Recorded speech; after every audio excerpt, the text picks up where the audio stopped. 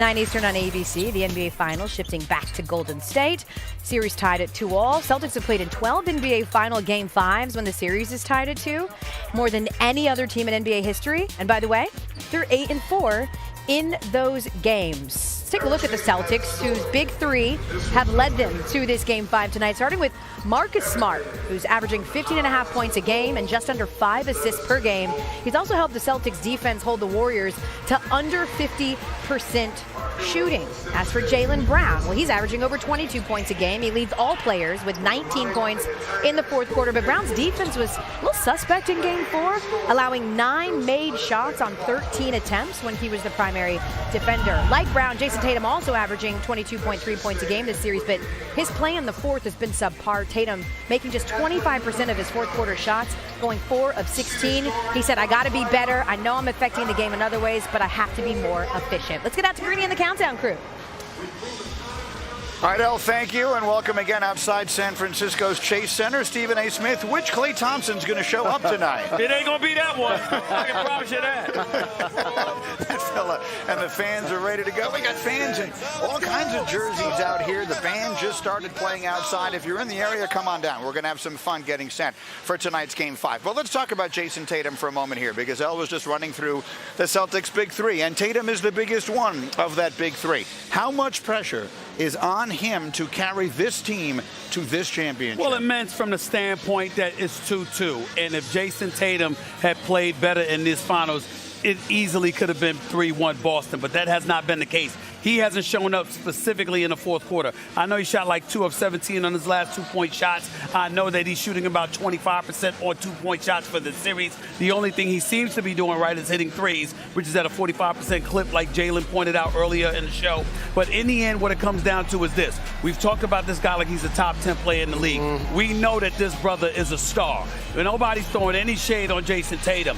But you got to show up in big moments, particularly when the guy on the other side of the ball is a guy by the name of Steph Curry, who has clearly shown up. You've got to answer that call to some degree and make sure that if you lose, it ain't because of you. And right now, Jason Tatum can't say that. Also, Stephen A., he has to play through contact.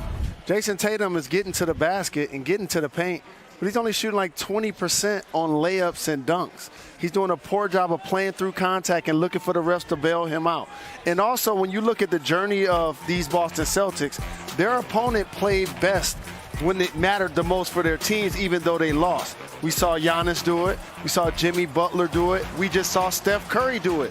The Boston Celtics are on the roll right now. You said top 10 player. Jason Tatum has to step up and play like one. There's too much pressure on Jason Tatum to deliver this team. I mean, first of all, that's not what the Celtics are. Now or historically, they're a team. And it means other people need to play like it. Yes, you can be a superstar. They've had their superstars. That's not what the Celtics do. And Jason Tatum has his head down, driving right, can't make plays, can't see his teammates. You identified this very early on in the season. They need a point guard. They need a playmaker. Okay, so maybe Marcus Smart should have the ball more and deliver it to Jason Tatum where he's in position to do something other than drive the ball right every time and wind up shooting about 24% like Jaylen just pointed out. That's not going to deliver anything just in the name of stardom. Play like the team they played like since January, Stephen A. That is fair. You are absolutely 1,000% correct. I don't disagree with a syllable that you just said, Wilbon, but I have this ache to add this. And it's not about Jason Tatum. It's throwing no shade on him whatsoever. But even though we know it's a team game, guys, forgive me, I don't want to hear it. When you go to the negotiating table and you getting paid $40 million and somebody else is getting paid $2 million, but they on the same team and y'all, it's an individual, then you know why you say that, Wilbon? Because you say, when it really, really matters, come to me. Well, guess what? The NBA Finals is the perfect time for you to say, come to me. And that's what we think. Think about what we think about all the Hall of Famers. Think about the great moments of Isaiah. I'll give you one. The great moment. You know what Jordan did 25 years ago today? Game He passed the ball to Steve Kerr. I agree. But what did he do the minutes leading up to that? I'm just saying. He didn't shoot 25%. And another time, 20-some years ago today, he passed it to John Paxson. He didn't shoot 25% on 2-point shots. He didn't need to prove that he could make the big shot when it mattered, and maybe Jason Tatum needs to. Well, interesting that he's wearing a Tiger shirt. Make the play that matters. In the meantime, the immediate future of the Celtics is these NBA Finals. But let's go to Woj for more on the more distant future of this Boston Celtic team and where it may be headed. Woj, what can you tell us?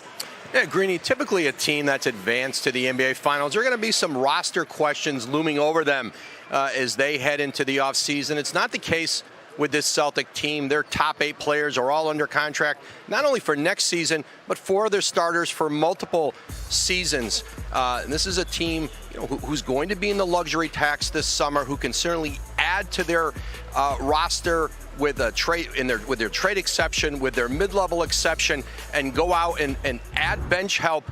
But this is a Boston team that is really set for a chance to compete, not just next year, but beyond that.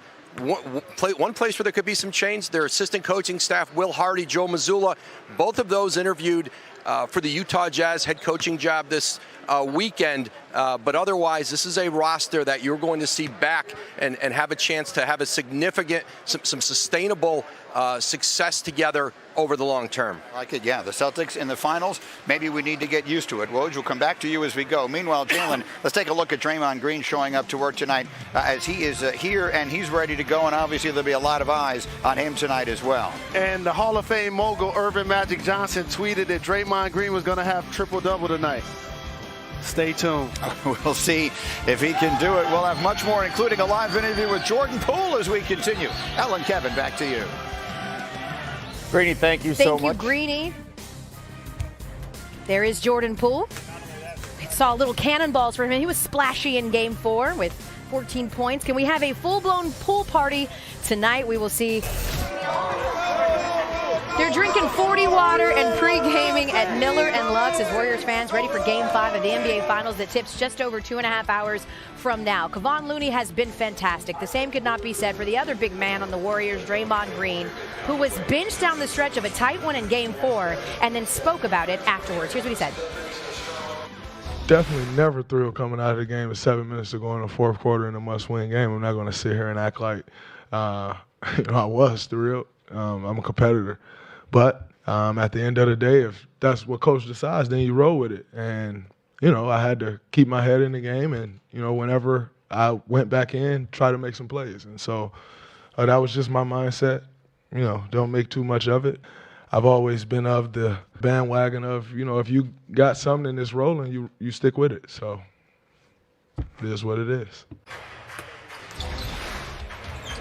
Green has been an enigma for Steve Kerr's rotation. You can see why when you look at this. He has more fouls than points. He's shooting historically bad from the field, and Golden State's getting outscored by 30 with him on the court in the fourth quarter. But they do need his passing. He leads the team in assists, and his passes have led to 32 buckets, nearly double any other Warrior. SportsCenter on the Road is presented by Rocket Mortgage as we bring in our former NBA champion, former Celtic, Kendrick Perkins, who's joining us now. Certainly you could say it's been an up-and-down series for Draymond offensively. We don't expect him to light up the board, but he has been a liability at times. So if this game, K-Perk, okay, is a tight one down the stretch like it was in Game 4, how much leash should Steve Kerr give him? Well, it depends. First of all, let me shout out Steve Kerr because I thought in Game 4 he coached his ass off, okay? But listen, it's going to come down to his field. Draymond is a guy that he won 3 championships with. So the trust factor is still there, but if Draymond is not being aggressive, if Draymond is not emotionally engaged and being that leader, Steve Kerr has no chance but to go to a guy like Kevon Looney, who, by the way, has been fantastic, the unsung hero throughout this entire playoffs and in Game 4. Yeah, I love that because let's give you a little bit of love, right? You had told us before that you thought the X factors for both teams in this series would be who? Kevon Looney and Marcus Smart, and they've proved to be as such. What do you make of the play you've been seeing from them? You know what? And they've been the deciding factors on which team wins the game. Sure. When you look at Marcus Smart, you take Game 1, he was basically the third wheel to Jason Tatum and Jaylen Brown having 18 points. In Game 3, vice versa, had 24 points. Yep. When Marcus Smart is aggressive and playing smart, the Celtics are so much better when he's the facilitator. When it comes down to Kevon Looney, right? He's everything that you want in today's center. He knows how to play the dunker spot exceptionally well. He catches and finishes around the basket. He knows how to protect the paint.